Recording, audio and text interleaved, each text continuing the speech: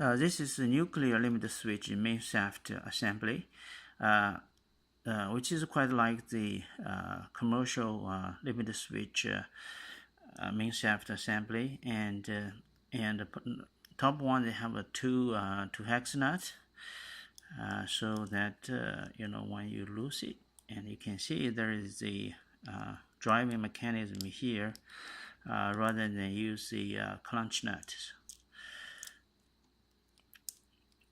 So clutch function will be achieved from this clutch ring here.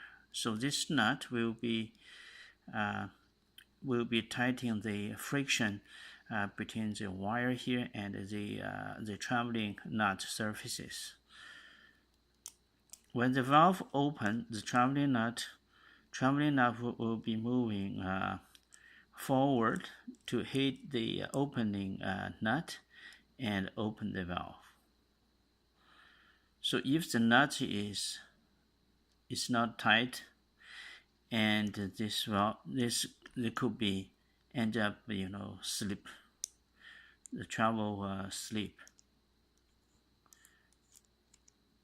So this nut here is control the friction and also the force of the clutch rotation.